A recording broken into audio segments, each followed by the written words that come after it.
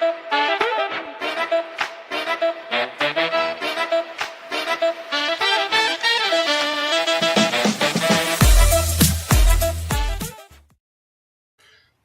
morning, everybody. It is January 28th. It's our last Live Live of January 2026. This week, really excited to have Zach Snider back on the show. I think you're on episode 9 way back in the day. Now we're all the way up to 26. So we haven't been canceled yet. I guess well, I don't really have today. a network. Yeah, maybe this will shut it all down. Yeah. We'll see. But really excited to have Zach here. Episode 9, if you go back to it, we kind of dug into his origins and design build. He's one of the owners of Alloy Architecture and Construction there in Charlottesville, Virginia. And we were thinking maybe on episode 2 here, we're going to get a little bit more nuts and bolts, a little bit more into the weeds of how he is operating Alloy efficiently through metrics, KPIs, and specifically kind of gross profit per day. That sound like a fascinating conversation, Zach? Fascinating. Yeah, I'm all about it. I just hope I hope I can do a good job articulating all these ideas that are so like just kind of, in my head in a firm way, but they don't always translate to good articulation.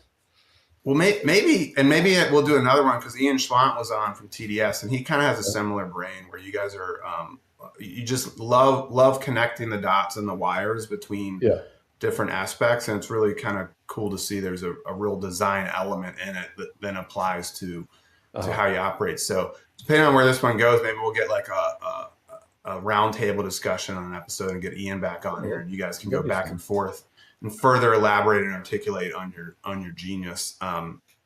Before we get going on it, I do want to add to the audience here, this is a live show, assuming you're watching it or listening to it right now. So you guys can comment, and I can share the comments or questions to the little screen here, and then we can be a little bit more interactive. So if you do need further explanation or have some kind of questions into how Zach is doing this stuff, feel free to write a question or a comment in the box, and I think it should show up, and we'll see how that goes. But without further ado, Zach, what the heck is a KPI?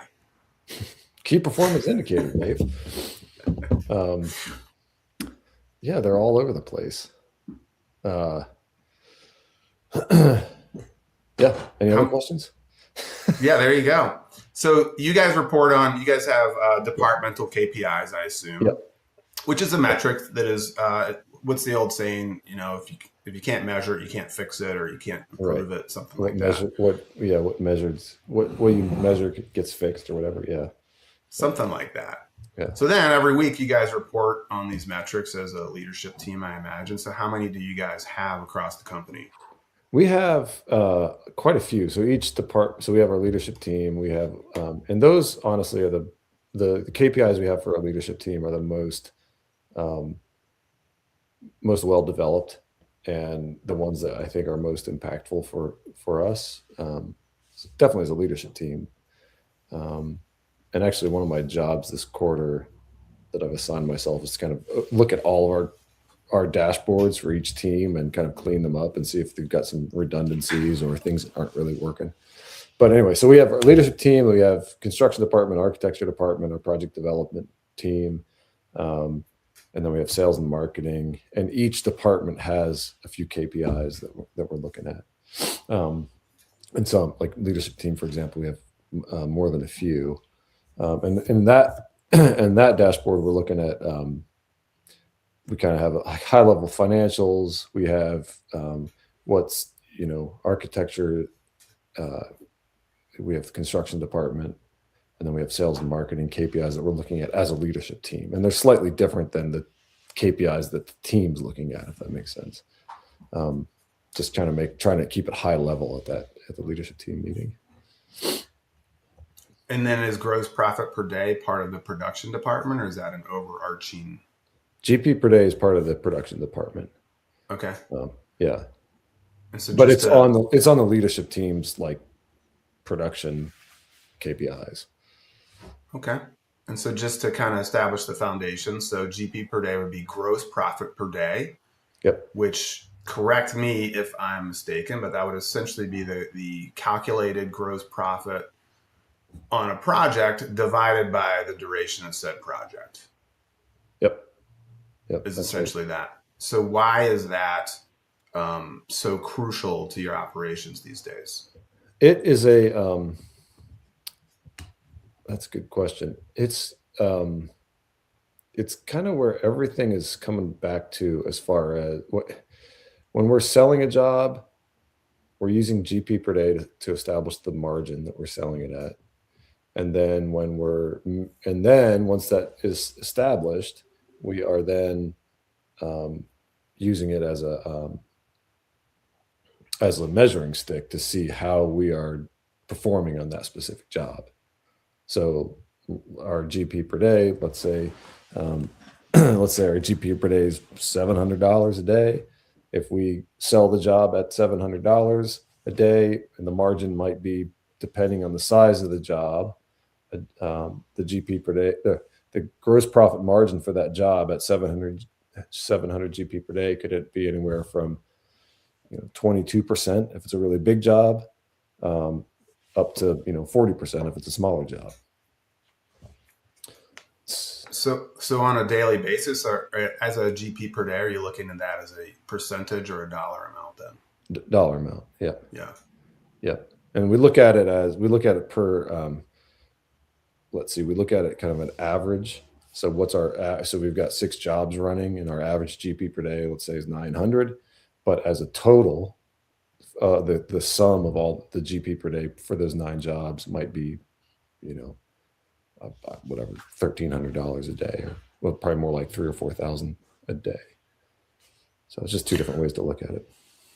Well, and I think what's really interesting, and obviously, I think the time aspect is obviously the crucial thing of it. Mm-hmm. Because fundamentally, the faster we can do a job and achieve all of that gross profit, that's beneficial to us. But it also impacts the client. They Right. want the project done faster and more efficiently. So it really, while we look at these dollar KPIs of all this stuff and say Yep. on schedule, behind schedule, ahead of schedule, really tying those two together is a really kind of powerful Yep. tool that benefits the overall project. Yeah, it Would you drives agree? behavior. So it gets our team um, highly focused on pushing the schedule, because every day that schedule exceeds our established timeline changes the GP per day in a bad way. And so our team is like, all right, if we're going to maintain GP per day, what can we do? What decisions can we make to maintain that? Which then, to your point, trickles down to client satisfaction. Like everybody's right. That's like um, one of the fears our clients have when they engage with any remodeler is like, oh my God, it's going to take, my neighbor said it took 3 years to do their whatever. Um, and so when our behavior is being pushed to shorten the job, it trickles down to happier clients. Yeah, and an example of that, I'm dealing with it right now on a small project that's very complex. I wouldn't call it. I think I would call it complicated. It's Yep. complex and complicated, and we, from an efficiency standpoint in our heads, we don't want to bring a trade back twice, Right. right? We want to just have them there for their duration, like new construction mindset. The drywallers are there and they're going to do it all. But there's certain sequencing that will make it go faster, and having the drywaller there 2, 3, maybe even 4 times. And we're going to have to pay that drywaller That more for mobilization. Yeah. the mobilization and the Yeah. trips. But if it shortens the duration, and you don't really need to get down and to the dollars and cents to micromanage it, but conceptually you can kind of understand that by bringing the trade back multiple times in order to move the project forward, can Yep. reduce the project duration by 10 days. Yep. That gross Does that? profit per day Yeah. more than pays for it. Exactly. Yeah. You might be paying more to that sub, but if you could gain it back on your GP per day, um, and come out ahead in the end. And the client's happier. Right. So it's a really powerful tool that has Yeah, it just has movement to it. It's like it's like a 4D tool as opposed to, as a builder, we so often look at just the gross profit. I'm going to Right. make, the company's going to bring in $10,000 on this project. Well, if it's $10,000 over a 2-year project, Right. what's the point? Yeah. So it brings all that into it, which I think, to your original point, and kind of talking about identifying the projects that fit the ideal gross profit per day. Have you guys figured that out? Like, what is kind of the best type for you guys? Is there an avatar of said project? Probably. I mean, there's different ways to look at it. And we were just talking about this the other day. Like when I build our budget, let's see, our budget, we start, when I start building the budget, I start from the bottom, right? I say, all right, how much money do we need to make? How much net profit do we need to make to feel like we've done a good job and to kind of, fund the lifestyle that Dan and I, want to provide, and our financial goals for our families, et cetera. So that's kind of like, that's the net profit. We know how much overhead it takes. So overhead plus net profit is the amount of gross profit dollars we need to earn. Right. And it's like, it's different than the conversation. You and I have had lots of conversations over the years about like your gross profit needs to be higher. Your gross profit needs to be higher. But it's like, well, but does it, like, as a percentage? Like it really, it's just like, how many dollars do you need to cover your overhead and give yourself a profit? And so then once you have that gross profit dollar number, you have to work up to what your total revenue number is. But I'm not doing a great job explaining this. But so anyway, so once you have that gross profit dollar number, where were we going? Yeah. That's how I conceptualize it too. Yeah. And right, and I talked to some young companies that are trying to figure all this out. And like, what's our markup? What's our margin? Like, it all starts with what you created this thing. What are your long-term needs? It's not even how much money do I need to make this year, but like, where do I want to be? And then you kind of layer on the operational needs through the growth in terms of the overhead needs. And then what gross profit it's just basic math. There's 3 line items. Right. It's gross profit minus overhead, which includes your pay, equals net profit for the company. Sure. I remember where I was going with this thought. You asked me about what the ideal project is. Right. So when I build our budget out according to that logic, I come up with our gross profit, just by the way that shakes out, lands at like 26 to 27% is what our gross profit needs to be as a percentage to make it all work. And then when I run all of our models to come up with what our GP per day needs to be, that works out to a little under $850 per day per project. And so the projects that like kind of fit into that math model perfectly are in the like $650,000 to $700,000 projects, because those are the projects that when we do that project, the schedule works out such that our 850 GP per day equals about 27% and gives us a good healthy net profit. And so that's one way to look at like where our sweet spot project is. When we go higher than that, and our projects that are more complicated, take longer, also more expensive, our GP per day starts to, or we're still holding that 850 a day, but our margin starts to shrink down to like 20, in the low 20s.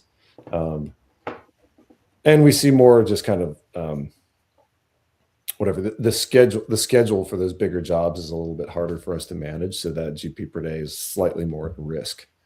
So we end up usually selling those jobs, sending them out the door at a higher GP per day, expecting that we're going to see some loss there, slippage, but we're still in the low 20% on margin.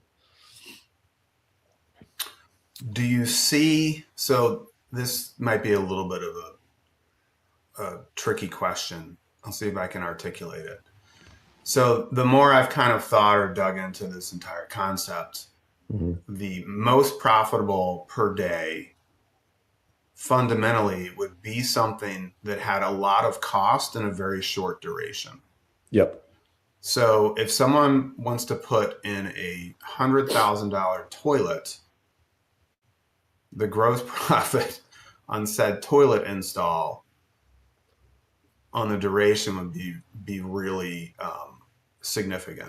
So do you Yeah. see that driving you guys into higher quality materials with Um, lower duration? no, because I think what it gets away from is one of the things that I think um, one of the current concerns I think that comes up with the idea of like the flat, you know, um, 40% margin applied to all cost of goods is that um, you're charging more for that expensive toilet, and we're profiting more from that expensive toilet just because it costs more than the normal toilet, right? And like, what's the you can justify by saying, well, there's more risk involved in that more expensive toilet, and et cetera, et cetera. But um, ultimately, it takes the same amount of time to install that toilet that it does. I mean, arguable too, but let's just say that both the expensive toilet and the normal toilet cost the same amount of time to install. Um, so you're stripping that factor away. And but what does change things is when you've got like um, overlapping scopes of work that can happen simultaneously. And this became apparent to me when we were pricing a job that had um, it had a pool house, or let me say, like an accessory dwelling unit, and then a pool, and then kind of a renovation to the existing house. So we had these two kind of structural, new construction ADU renovation in the house, and then this pool component that was a substantial portion of the budget, maybe a third of the budget. And what we looked at is if we sold that job based on cost of goods, marked up our typical markup to achieve the margin we needed, the margin was just like astronomical because we had this like compressed timeline because this huge, a third of the budget was happening simultaneously with the other projects. Does that make sense? Yeah. So you've got like this job was like, let's just say it was like 1.5 million, and you've got a million in the ADU and the house renovation, and then another 500,000 in the pool, let's just say.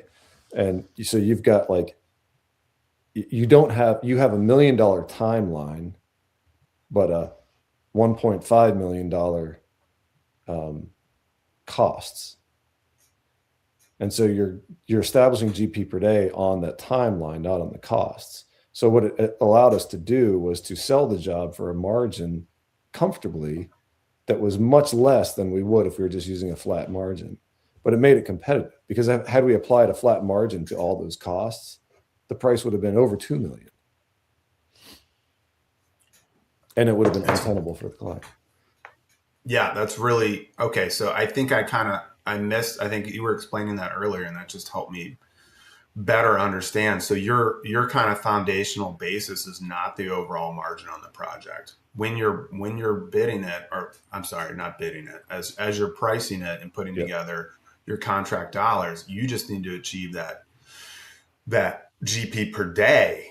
How So long is the project going to take? Yeah. so you want to be consistent on that because that's really all you need to deliver for your team. Understanding, of course, with that needs to come a better understanding of risk profiles on certain aspects of a project, certain Yep. complications, or the time required to do that from a labor and production standpoint, from your team standpoint. Yep. So you have to be really real about having all of the costs of your team above the line on that. Is that fair to say? To make sure that that is Yeah. covered, or raise your GP per day target if Yeah. they're That's below the line, right? right. I think, yeah. So I haven't put a whole lot of thought into that because we've just approached this whole thing with the assumption that we've got as much as we can above the line on our team's cost. Right. Right. So That's the way we do it. I don't know how that. Yeah. okay, this is cool. This is an awesome conversation. And then we do have one comment. I think I can click on this and show it. It's just from Ainsley. She says, "I love your glasses both." Thank you, Ainsley. Yeah. That's some deep stuff right there. We could So go down now, that road. yeah, absolutely. You do always have awesome glasses. I do my best to keep up, but I'm a little bit behind on the Zach Snider style. We always joke because you meet Dan and Zach for the first time, and they're the architect and the builder, but everyone just assumes Zach is the architect because he just always looks so awesome like that. Not that Dan doesn't. No, Dan's just more the skateboarder look. yeah. So, and on that note, I want to kind of switch that over to the design side. Yeah. Is there an application of this principle in terms of design productivity? We are, that's something we're working on. And what we're looking at is how much construction revenue are we designing per day?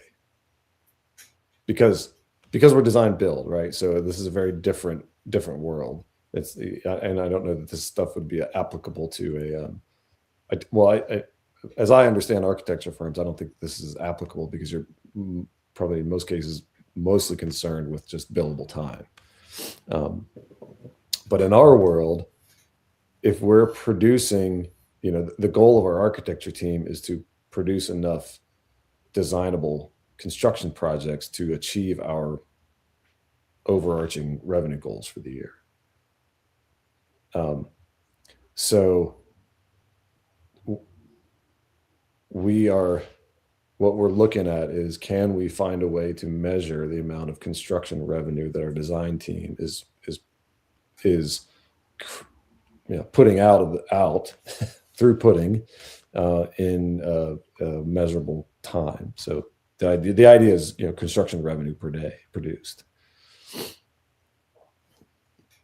So okay, I have to wrap my head around that a little more. Yeah. Because you would want it, if it's too high, would that mean that those projects that you have either a backlog or projects aren't moving out to construction? No, if projects aren't moving out to construction, that means that the construction revenue produced per day is going to be diluted, and that number will lower. Okay. I think I have it all backwards then. Yeah. So how do you determine construction revenue produced once it goes to construction? Yeah, it's like the team, we started a $600,000 design job.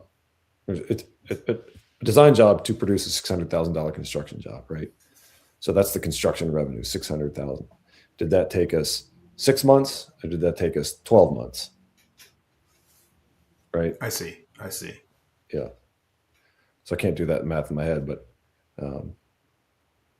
whatever. The 12-month version is half is half as much as the 6 month version. And then your design pricing, do you guys you do hourly on a retainer, or you guys do a percentage? I can't remember. It's a fixed price. It's a fixed price. Okay. Yeah. Same way as we do it. Yeah. So are you guys learning anything from that metric? Like I've been saying this as long as you've known me, right? Like I really want to dive into the real, the real numbers in the design department to really understand, because the way it works is really simple math in our head. Mm-hmm. Have you guys learned anything interesting on different project types or different client types? The interesting thing that we've come to is that what we've found, and this I had, was thinking about you and the conversations we've had in the past about this, because I know this is like this nuts and bolts thing about figuring out design department productivity. And one thing that occurred to us is all of our KPIs for the design department, I guess, that we still have in place, and we haven't finalized this and started measuring it in a meaningful way yet. We're still kind of in the information gathering mode, but all of our design metrics, we're looking at like how much do we profit on the job, just a simple like gross profit for the design department. And so we'd sell a job at, let's say we sold a design job for $20,000, and that had an hour's budget of, I don't know, let's call it 200 hours, but we spent 300 hours. So by the numbers, we lost margin on that job, right, for the design department. So, but let's say, what did I say? It was a $20,000 design job, and that job started out. We're trying to build. The client has a $600,000 budget, and they want to do X, Y, and Z for their scope. So let's say that project started at $600,000. That was the stated budget, and let's say that our design department, while they might have spent 100 hours more than were budgeted, they did an excellent job solving problems for the client, presenting awesome selections, and getting them totally fired up to spend an extra $100,000 on the build. So that design project went from 600,000 to 700,000. We spent an extra 100 hours doing that at, whatever that rate is. Let's call it $100 an hour. So that costs another extra $10,000. Is that the right math?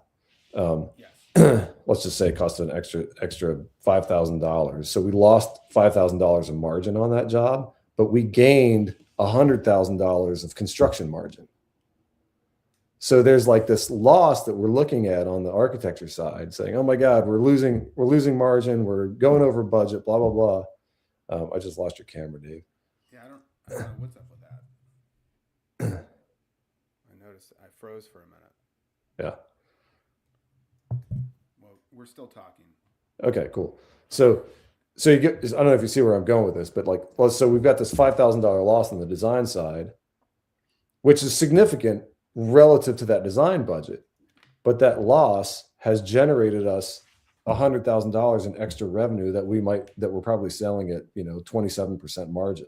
So the margin that drops down, it's another substantial chunk of margin for the company as a whole. So you have to stop thinking about it in these silos of architecture department success and construction department success, and look at it as like, how is the business doing that? The business's goal is to produce construction revenue, and how is that doing, and how do you measure that? I 100% agree with that.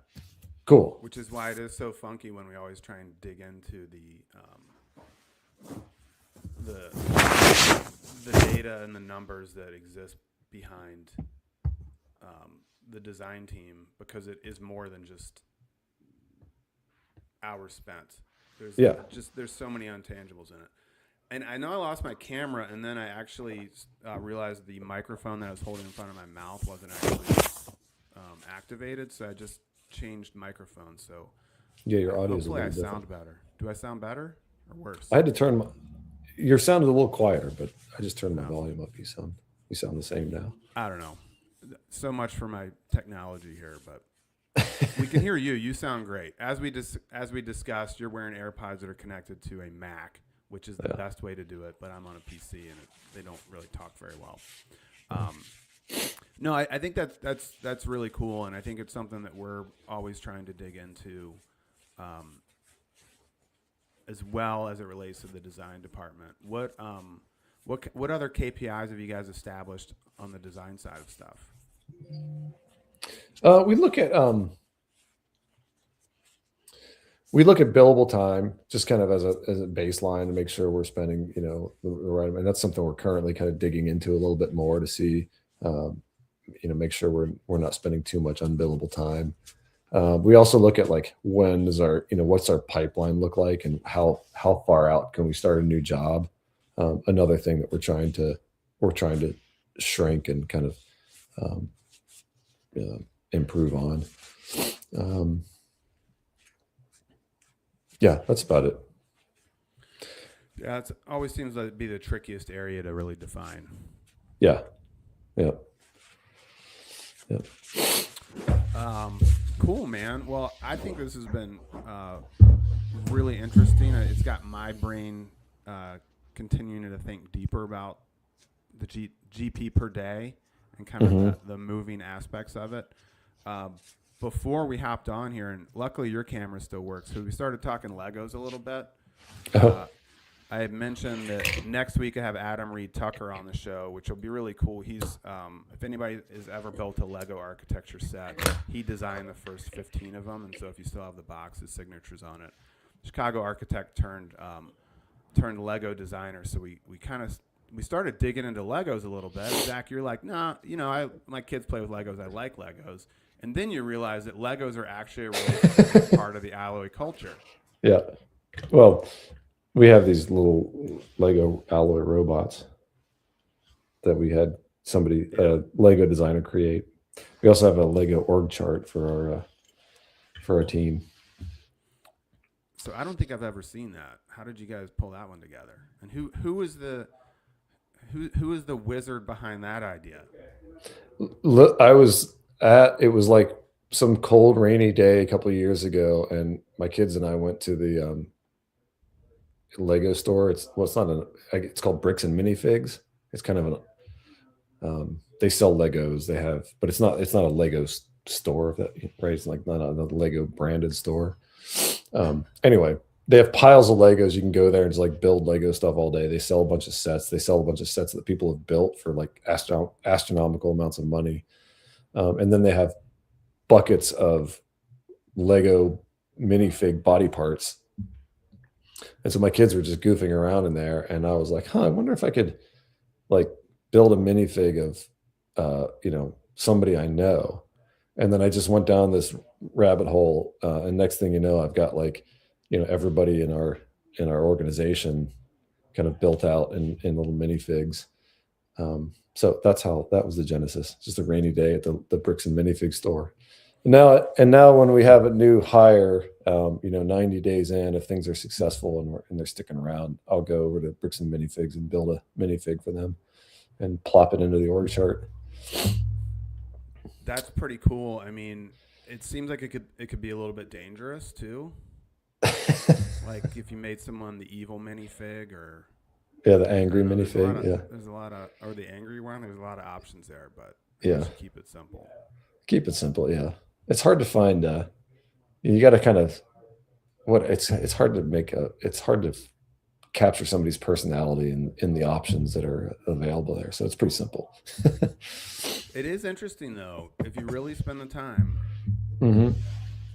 and work through all the options, it can get a pretty good caricature Yeah, of certainly people that wear flannel shirts and glasses like flannel yourself. It's shirts. Yeah, pretty easy yeah. If anybody wears scuba tanks regularly, that's an easy one. Um, space helmets. yeah, yeah. That's cool, man. I love those cultural aspects. You said when you have a new hire, are you guys hiring right now? What's next in the alloy world? Yeah, we're talking to a new architect now, and we're looking for new construction people. So yeah, we're building the team out. Love it.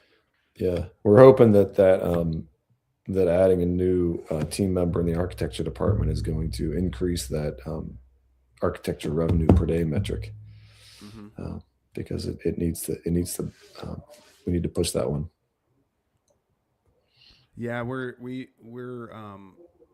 hired two new folks on the design side almost a year ago, and we just hired a part-time interiors and a full-time interiors, and then Anna is now our director of interior design. So right Oh, there with you, it's like really applying the resources to those departments. yeah, Otherwise, you just can't get the growth that we need and the right, throughput that honestly that our clients are, deserve and are looking for. right. So, I mean, design takes time, so we're Yeah, not necessarily trying to squeeze that duration too much, but we're definitely trying to be able to produce more with concurrently. yeah. And to that point, like design does take time. And did you ever see that book, Dave? How Big Things Get Done? I don't think so. I'll Yeah, check it out. check it out. It's a great book, and it really. I listened to it while um, we were kind of in a mode of like looking at our throughput and like, boy, this has to go faster, and like hearing things. You hear stuff at people with other design builds, and it's like they'll kind of like it takes you how long to design a kitchen? Like I can do that in 3 days. That those kind of comments, and that stuff gets in your head. Like, boy, we really should be able to make this happen faster. Um, then I listened to this book, How Big Things Get Done, and it it totally turned that on my head. And the idea, the main point in that is like the best way to complete projects, big complicated projects, and he talks about residential remodeling specifically. And in addition to like building high speed rail and the Sydney Opera House and all this different stuff. Um, the key to doing that is planning carefully and slowly and high detail in the planning phase, and then execute fast. And when I started thinking about that, I was like, boy, so that's another question. It's like, how do we create a metric that one pushes us the right way, but not too much, um, and lets us spend the adequate amount of time to be successful in our execution phase. Um, so anyway, just a thought. Check out that book. No, that I love that, and it's 100% right. And the creative aspects of it, it's hard to really ever account for or plan for just how long the creative aspects Right. take to achieve that stuff. I'm hoping, um, or we're already seeing it. AI tools that can aid our communication, Uh huh. visual communication aspects with our clients, things that can help support speeding up the decision making process on the Right. client side. I think are things that we're always looking towards, and that's everything from just having their selections available throughout the process to be able to Yeah. review and understand what's there, so that they have the full picture of their project throughout, Hmm. as well as giving them visualization so that they can have uh, confidence in what they're getting is Right. aligned with their needs and their dreams. Um, Yeah. but then That the helps. creative aspects that's the time, that's Yeah. the coming up with the stuff that then needs to be produced so that the clients can get decisions made is really important. And I Yeah. think our clients don't want to rush. I know our clients don't want to rush through it because they're They they're don't. they're investing huge amounts of time and money, Yeah. When they want it to and be right. they're only going to do this once for the most part. So they want to Yeah. make sure that we put the time in to make sure it's right. Yeah. Um, And then it's not just the design part. It's the project development and estimating. Like that's yep. where getting the design right. Sure, that's a huge part of a successful project, and all the selections and make sure everybody's good with that. But then like putting that all together into a buildable package that can then go into the field and be executed with minimal questions and conflicts is like that money is the time spent there is worth so much. Oh yeah. And if you talk about GP per day, if you haven't spent the time on paper to Yep. figure it out and price it as Yep. accurately as you possibly can. I mean, that's one reason we do fixed price. Right. And I know California and some of our colleagues, do cost plus, but cost plus just has this feeling of we'll figure it out as we go. Yeah. I know that's not really, our peers that do that don't really operate like that, but we're not Right. going to figure it out as we go. We're going to figure this thing out before we Yep. displace your family. Because if we Right. figure it out once we tear something out and then we can't move forward on the project for a month, 2 months, and have to pause it, Yeah. That's not good. Nobody's happy. It's not No. good for GP per day. It's not good for anybody. So, No. yeah, we definitely want to spend as much time as reasonably possible Yeah. on the paper side of things. It's a lot less expensive Yep. and time consuming to figure it out on paper than it is once a wall's busted open. That's for sure. Well, that's cool, man. I love digging into kind of the design sides of the operation with you as always. It's a tough nut to crack that just needs its own, I don't know, calming support. That's right.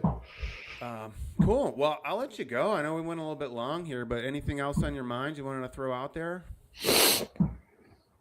So much, but none of it pertinent to this. Well, you guys stay safe. I know it's icy out there in Virginia, and hopefully you get spared this weekend. Yeah. Say hey to the Alloy team, and as usual, if anybody wants to find you, what's the best place to look you up? alloyworkshop.com, and we've got all the socials too. Heck yeah. Yeah. Super awesome stuff. Thanks again, Zach. And sorry for the technical difficulties, and I'm still working out my best mic, but what better way to figure it out than in real time? Just doing it. Yep. plan slow, act fast, right, dude? Sorry. That's how LivLive works. So that's not how everything in my life in LivCo works, but it's kind of LivLive ass. That's right. All right, good. Zach. Say hey. Great chatting with you. Crew, man. You too. Same. Take care. All right. Bye.